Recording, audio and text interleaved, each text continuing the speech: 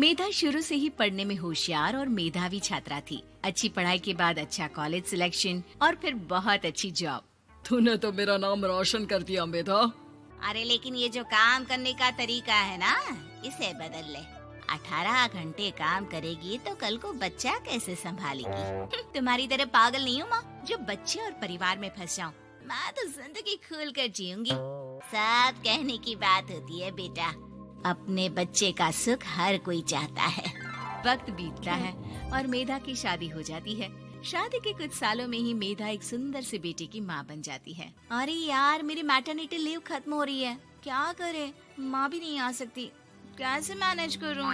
ऐसा करते हैं, इसके लिए एक केयर टेकर रख लेते हैं, वो देखा करेगी इसे। मेधा को पति की बात जंच जाती है और वो केयर टेकर की तलाश शुरू कर देती है। एक दिन उन लोगों के घर एक महिला आती है जो दिखने में पढ़ी लिखी लगती है। जी, क्या काम है आपको? मैम, मेरा नाम स्नेहा है। आपका एड देखा केयर टेकर का, क्या मैं आपके यहाँ काम कर सकती हूँ? हाँ, क्यों नहीं, लेकिन आप तो अच्छे घर की लगती हैं, फिर नौकरी क्यों?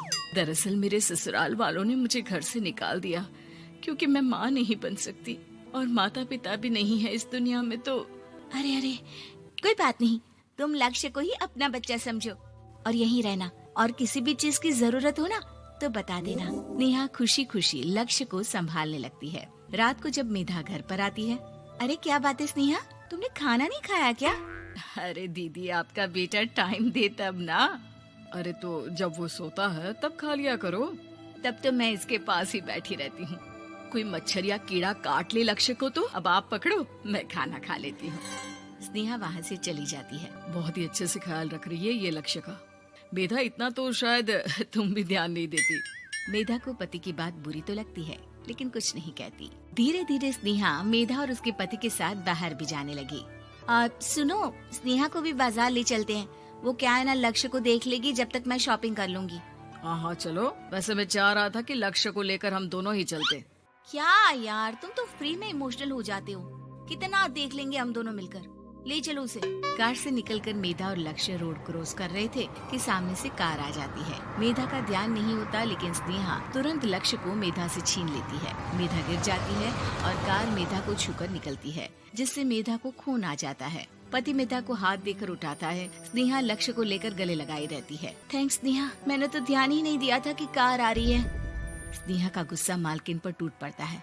अरे कैसी माँ है आप, अगर आज कुछ लक्ष्य को हो जाता तो मैं आपको कभी माफ नहीं करती। छोटा सा बच्चा है, उसे चोट लगती है तो पता है कितनी तकलीफ होती है। पति भी स्नेहा को देखने लगता है कि उसे क्या हो गया।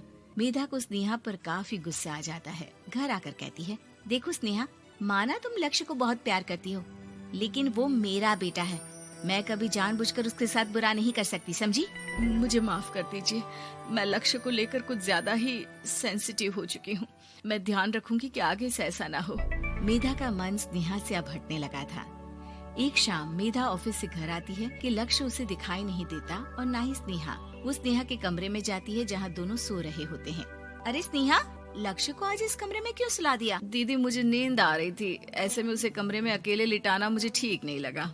मेधा बच्चा उठाने लगती है कि स्नेहा टोक देती है। रहने दीजिए ना दीदी, सो रहा है, फालतू में नींद खराब हो जाएगी। मेधा को गुस्सा आ जाता है और वो बच्चा उठाकर वहाँ से चली जाती है। अगले दिन मेधा स्नेहा को बुलाती है, साथ में एक और लड़की खड़ी होती है। स्नेहा, अब तुम अपना कुछ और देख लो, हम लोगों को नई केयर टेकर मिल गई है, तुम इस हफ्ते घर छोड़ देना।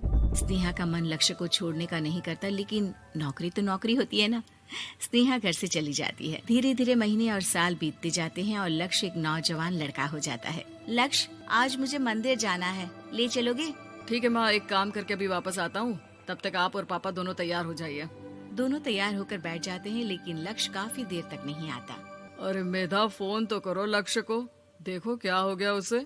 मेधा फोन करती है तो पता चलता है कि लक्ष्य का एक्सीडेंट हो गया है और वो सिटी अस्पताल में है। जल्दी चलिए, पता नहीं कैसा होगा मेरा बेटा।